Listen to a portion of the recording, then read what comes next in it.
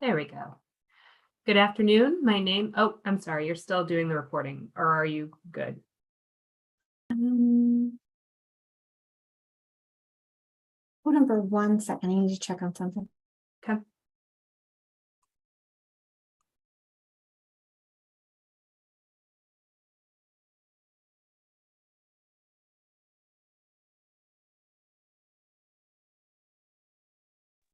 Okay, I'm good on my end. I had somebody join us in the um waiting room. I'm letting them in real quick. Okay, do you want me to wait or go ahead? Go ahead, and I'll just email you. Okay. Good afternoon. My name is Allison McKenzie, and I am the chair of the Historic Conservation Board. I would like to take a minute to remind everyone about the rules of this proceeding. This proceeding is at all times governed by the rules of procedure adopted by the board on September 26, 2011, amended March 23rd, 2015, last amended March 9th, 2020. A copy of the rules of procedure is available for review online. All those planning to testify today, which does not include those solely making arguments, such as attorneys, should stand and take an oath administered by the board's attorney. This is a quasi-judicial hearing. As such, the board reserves the right to deliberate in private. The Ohio Rules of Evidence do not apply to this hearing. However, professional rules of conduct do apply, and candor to the tribunal is required. The board members are citizen volunteers and are not paid for their service. They are treated as public officials under Ohio law. Any attempt to influence them, including but not limited to bribery, intimidation, retaliation, which may include contacting their employer in an attempt to exert influence, is punishable as a crime. All should be aware that this meeting is being recorded. Therefore, please speak clearly into your microphone and state your name and address for the record.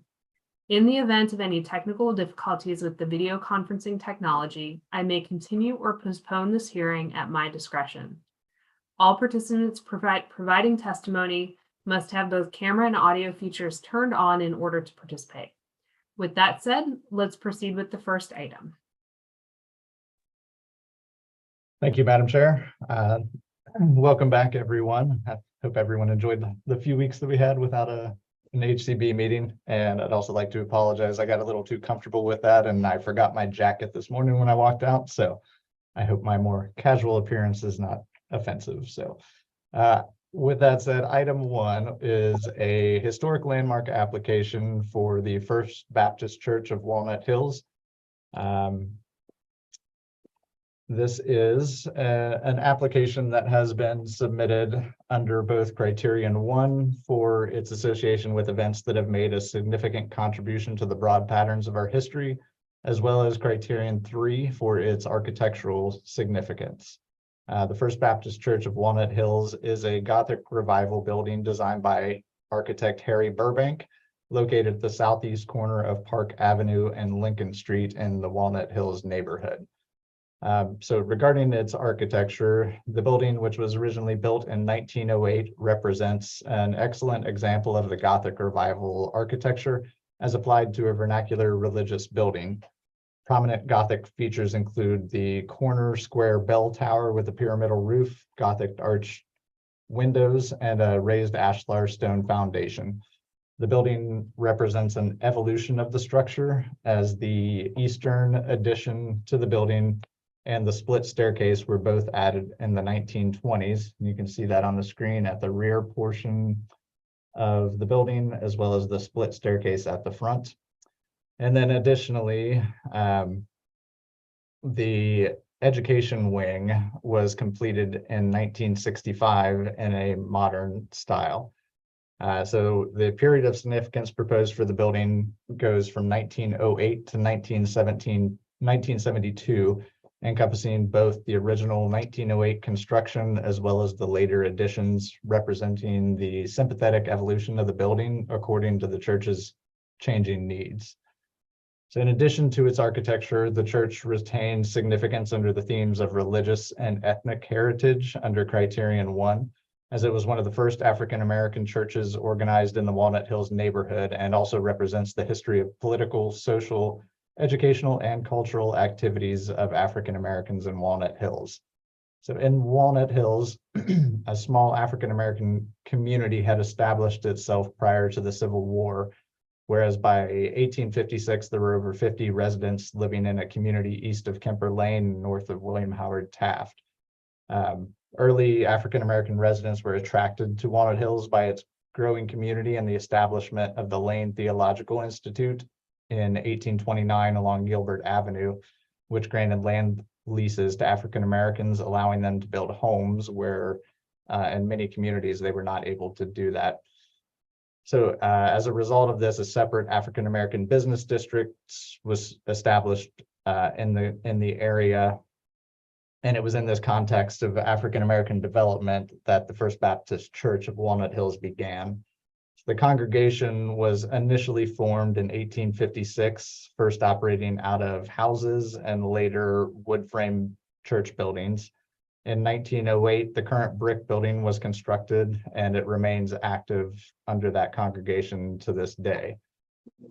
With a 500-seat capacity, the building hosted regular events that were not able to be hosted in many areas because of a lack of space. And many other African-American based organizational and community gatherings also occurred in this building. There are many prominent members of the Cincinnati African-American community as members of this church. And as the congregation grew, the completion of the 1926 addition resulted in the completion of the church's music annex. So music also played an important role in African-American culture during this period, and a number of prominent African-American musicians were settling in Walnut Hills.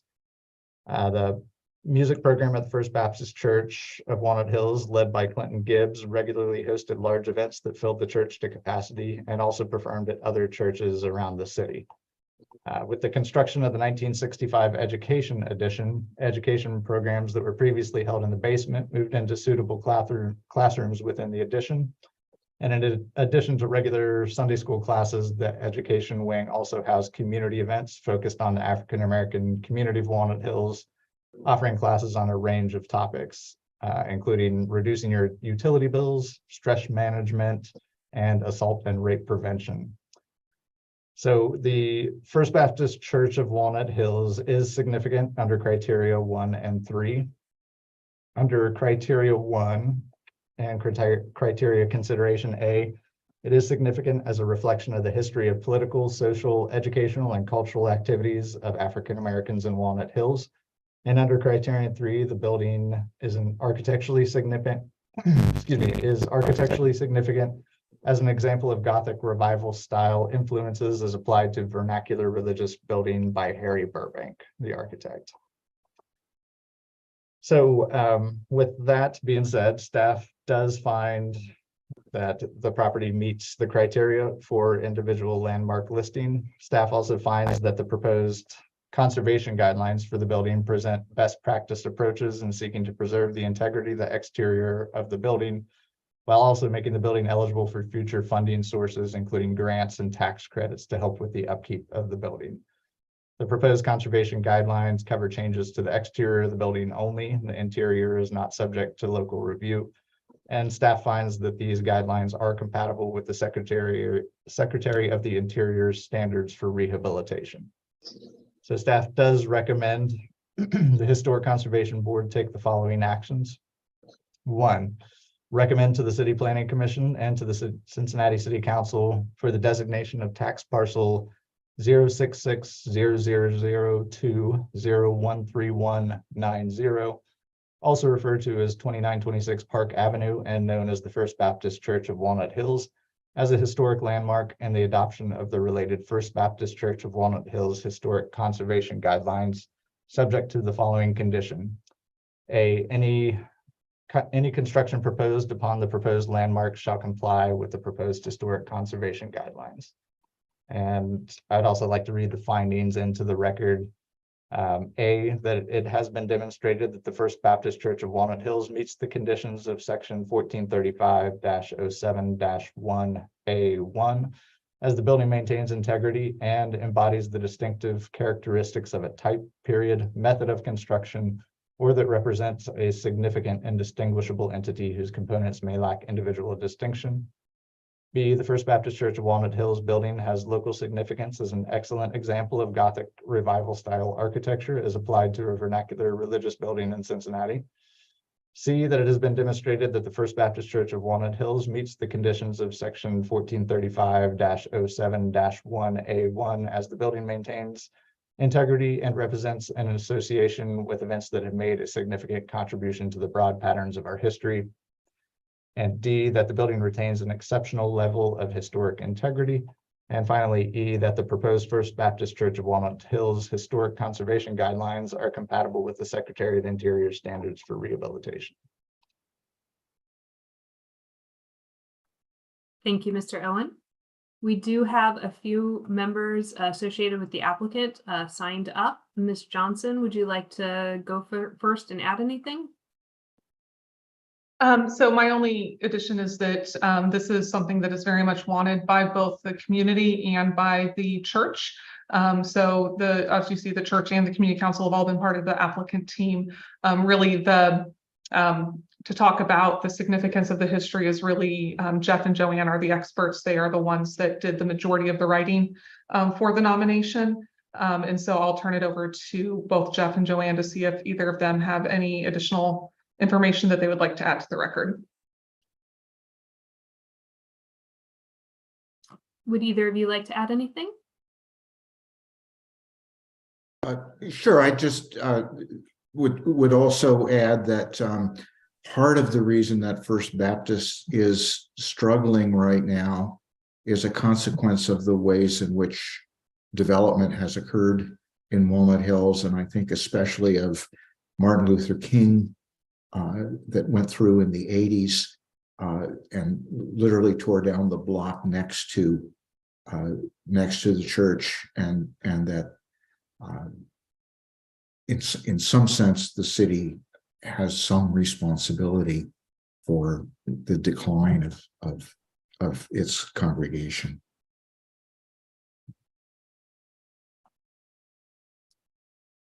Ms. Morris, did you want to add anything? Yes, I'd just like to say also, first of all, thank you for the presentation. I think that that's very important that this committee understands how much this building and the congregation contributed to not only Walnut Hills, but to the African-American community within Cincinnati as a whole, and actually had national significance within that community, both because of its music program and as a place to hold conventions. So I'm glad we're considering this. Thank you. Thank you. That is everyone I have signed up. Are there any questions from the board for either the staff or applicants?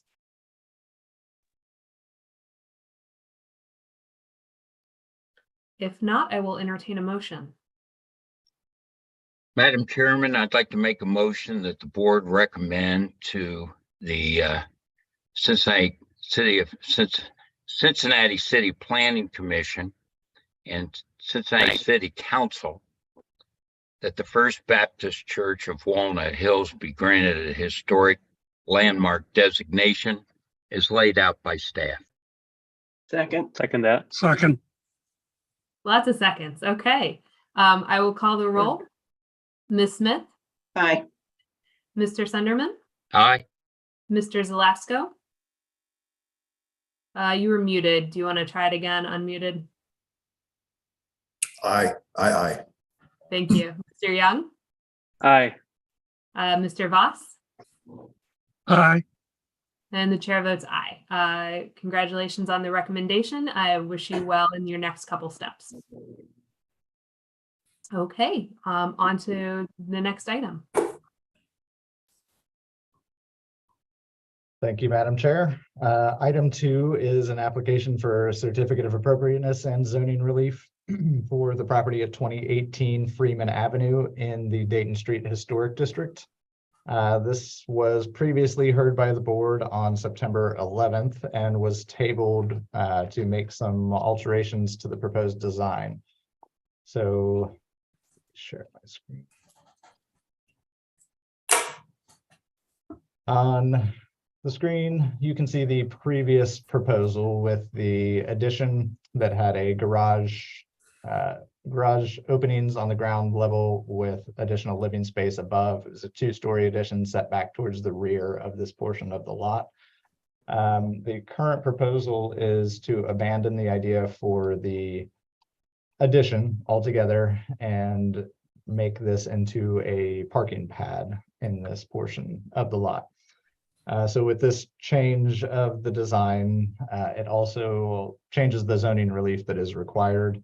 Now the project does require a special exception to allow a parking pad in the side yard of the property, which is also an approval that will be needed for the certificate of appropriateness, as both the zoning code and the conservation guidelines encourage access from a rear alley or other non-primary facade where possible. So as we discussed at the last hearing, there's not the ability to access this property from the rear because it does not have a rear alley, and the rear property is owned by a religious institution that was not willing to grant any sort of easement to allow access to the rear. So while still desiring off-street parking for the rehabbed property, the main existing historic building, the applicant has abandoned the plans for the addition and is now proposing this parking pad. So you can see that the first 15 feet or so of the addition of the lot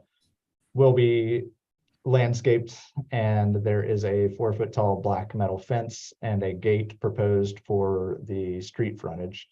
So the guidelines do state that where buildings are set back or vacant, there should be an edge defined for the property at the front lot line.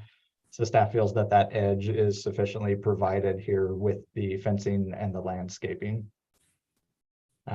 You'll also notice the hatched driveway coming into the lot is proposed to be a paver type alley.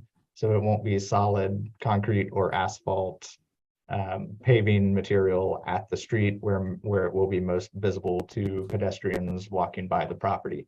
It does transition to concrete once you get beyond the drive, the access drive. And then there is also a landscape buffer at the rear of the lot. So staff does feel that these changes are an improvement over the previous proposal, and it also allows this portion of the property to potentially be redeveloped in the future with a new design for a future addition or possibly new infill development. So with that being said, staff makes the following recommendations. Staff recommends approval of the special exception to allow a parking pad in the side yard of the property. And staff also recommends approval of the certificate of appropriateness for the proposed 2-car parking pad and its associated fencing and landscaping and renovations to the existing building, which have not changed from the previous proposal. And that includes new windows, a rear inset roof deck, and a rear wood deck, with the following conditions: that 1, the specific window series shall be reviewed and approved by staff prior to the issuance of building permits, and 2, the wood deck shall be painted or stained after construction. Thank you, Mr. Owen. I do have an owner and an architect signed in for this case. If either of you would like to add anything, let's get you sworn in before doing so. Thanks. Yeah, could you each raise your right hand? Do you solemnly swear the testimony you shall give will be the truth, the whole truth, and nothing but the truth? I do. Thank you. Would either of you like to add anything? I think Doug has done an excellent job analyzing the situation and making proposals. So I'm good with what he reported. Okay. Mr. Saldana, anything else?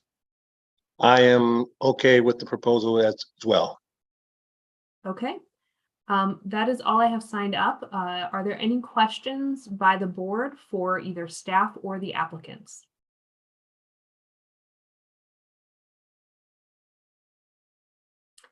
If not, I will entertain a motion.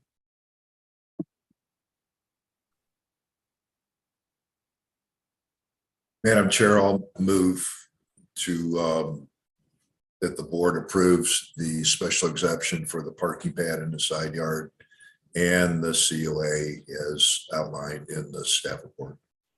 Second. Thank you. I will call the roll. Ms. Smith, Aye. Mr. Sunderman, Aye. Mr. Zelasco, Aye. Mr. Young, Aye. Mr. Voss. Aye. The chair votes aye. Congratulations. Your application has passed Thank you. vote here. So good luck with your project. Thank you. Thank you very much. Thank you. Are there any other items for discussion today? We do have 2 months worth of staff COA approvals. Does the board have any questions regarding those approvals?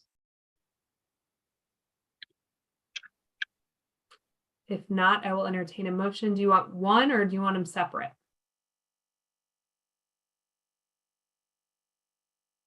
Does it matter? I don't Doesn't believe so. matter. Okay. Madam Chair, I make a motion to approve the staff approvals for August and September of 2023. Second. Okay, we'll call the roll. Ms. Smith, Aye. Mr. Sunderman, Aye. Mr. Zelasco, Aye. Mr. Young, Aye. Mr. Voss. Aye. The chair votes aye. Is that it for today? I came in a little bit late, but was there a suggestion about updating the timing or the location of the meetings, or did you all want to discuss that while we have all the members here present today? I asked if we could do a little better job of being prompt at 3 o'clock. We did great today, but some of them we're waiting 15 minutes or longer. And I just feel like that we're getting a bad rep out there. Cassandra, I assume that that's just people not showing up until right at the time and you having to check everyone in. That's correct. Is it communicated to the applicants that they should be here ahead of time, or what does that communication look like? There's nothing specific that has like a time for them to connect. That is something that we could add to the language. It would just be, an honor system that they do that, maybe like 2:45, something like that.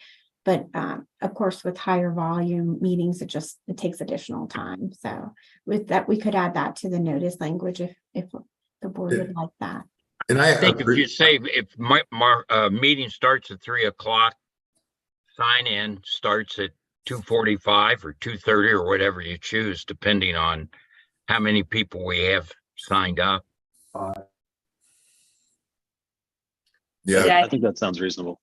Just some language to encourage people to get here a little early. I know that can be confusing. People are used to showing up for virtual meetings right at the start time. So that alone may be enough to help the issue. well, and half of the people that we see, I'm making a number up here, but half of the people we see are repeat customers, so to speak. So, there's no excuse for them, I think. Yeah, another thought is maybe we can add some instructions about ensuring that they're properly named so that my sign-in list matches up with, their name in the waiting room. Or sometimes I have to check in and that delays the process. So if you like, I could also add that to have the correct corresponding name. I don't think it would hurt.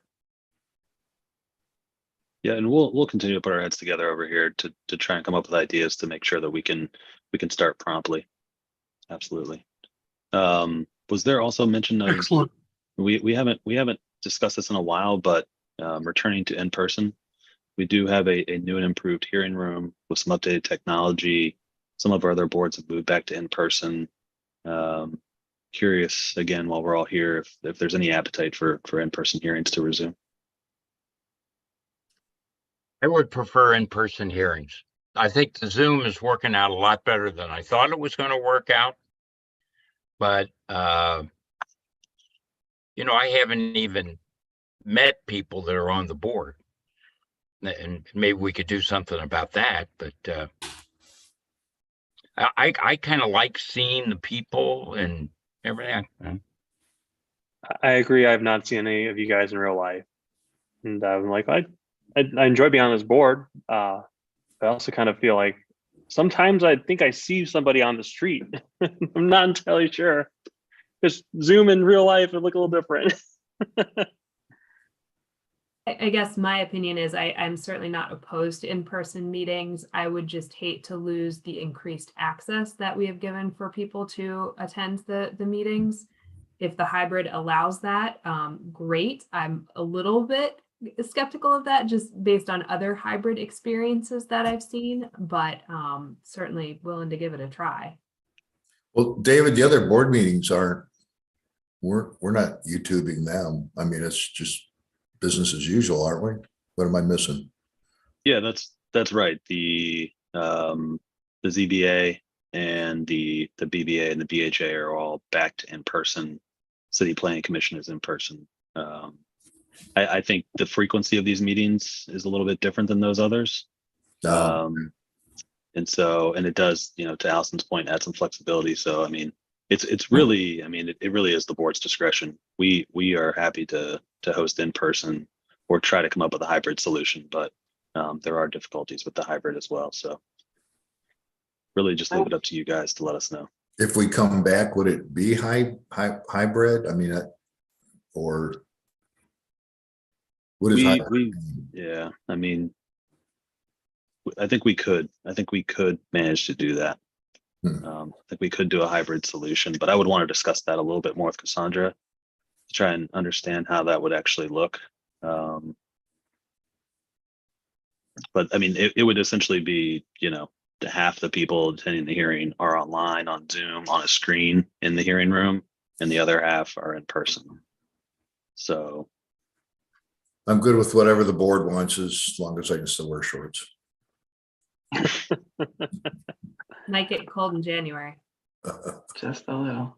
Yeah, I'm fine either way. The hybrid, having taught under the hybrid during the height of COVID, it can get a little tricky, but I'm fine with either one. I'm also fine with either way.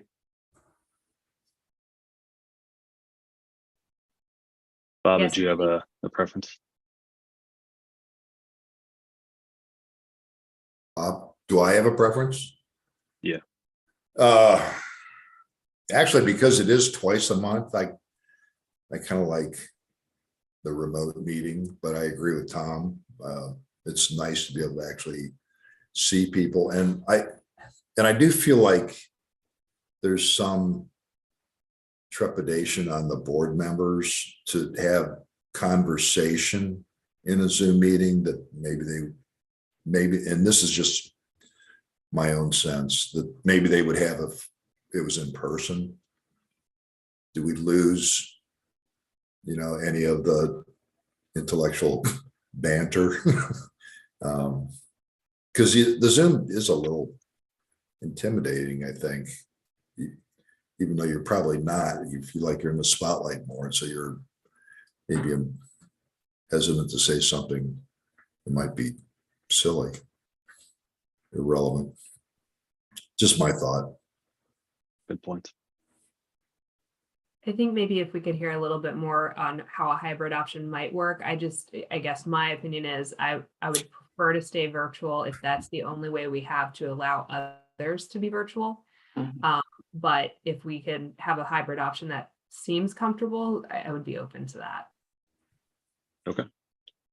All right, great. Well, let us have discussions here on the back end, and we'll circle back with you guys when we have some more ideas.